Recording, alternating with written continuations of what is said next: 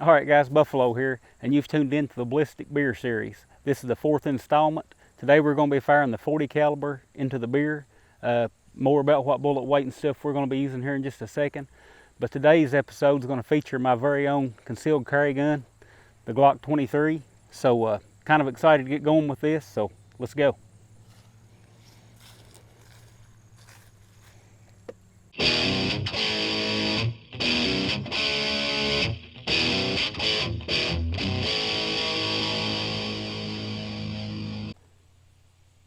Alright guys, today we'll be shooting the Winchester PDX1 Defenders. They're a 165 grain jacketed hollow point, and they are listed at 1140 feet per second at the muzzle. I'll be shooting those from my my Glock 23. This is my everyday carry setup. This is what I use. This is the ammo I use, and this is the gun I carry. So I'm pretty curious to see how it reacts in the beer. Of course, we're going to fire it into the beer and see how many we penetrate, and we'll take some measurements on the bullet after we retrieve it and see how it performs. Of course, we know this is not scientific, guys. Just having a little redneck science experiment here.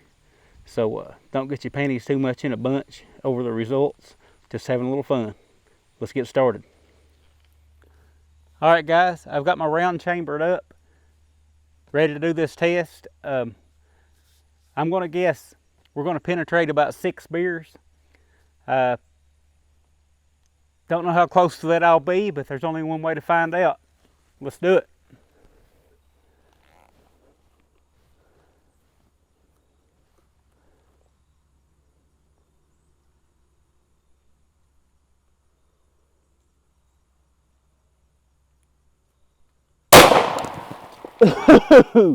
Man, I think I get more of that beer on me with each test.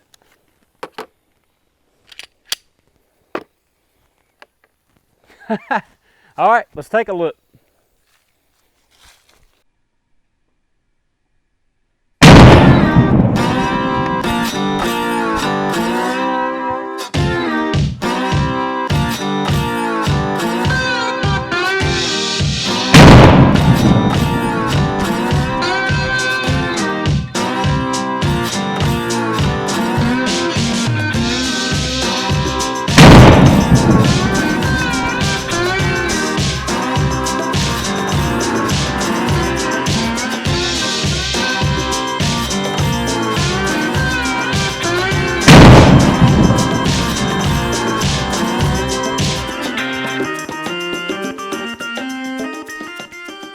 Get these earplugs out.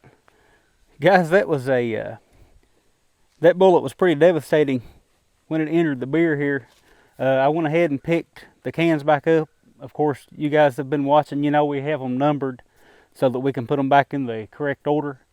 It just ripped the first couple of cans. I mean, it just ripped the tops clean off of them, and I kind of left them laying so I can show you guys. One of them landed all the way up here. That's from the number 1 can. And the second beer top landed 5 or 6 yards back here.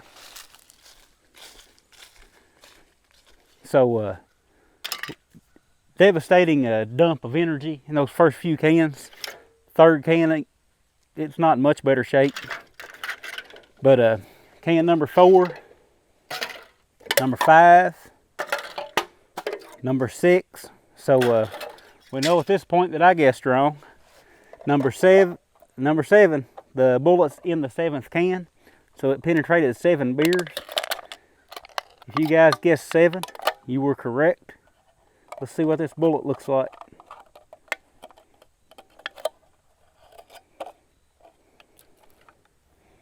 Wow, that is a wicked looking setup right there. You know, I've seen these perform in actual ballistics gel and stuff, and I knew they were a great bullet. So that's one reason I chose that bullet for my concealed carry. And it also has a smaller hollow point, the opening in the end of the bullet, than some of the others.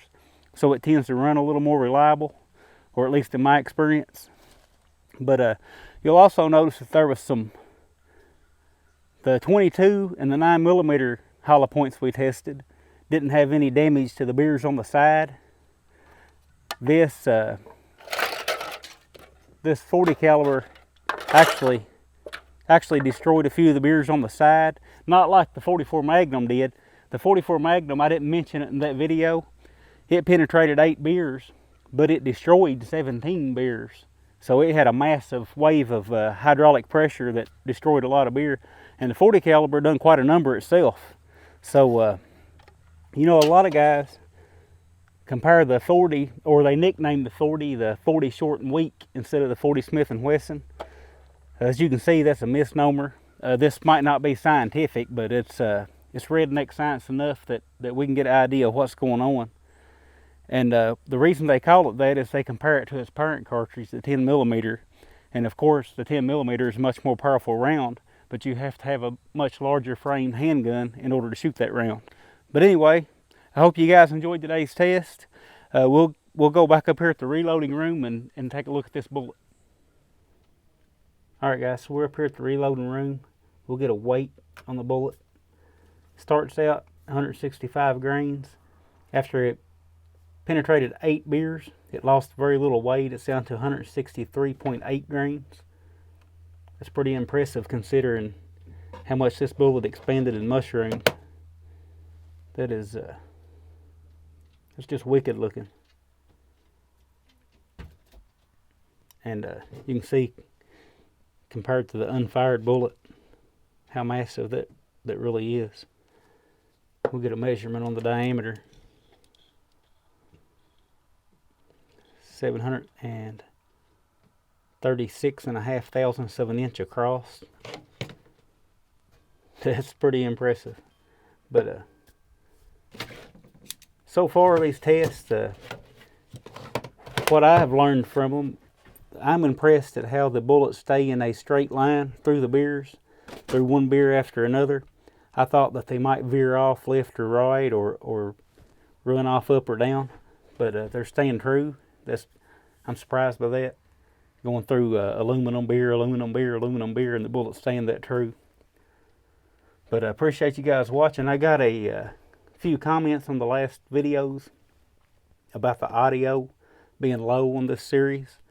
I am working with a new microphone. I think I've got that took care of. So you guys can let me know if the audio sounds all right, if it's better than it was. So we'll talk at you again later. Thanks for watching.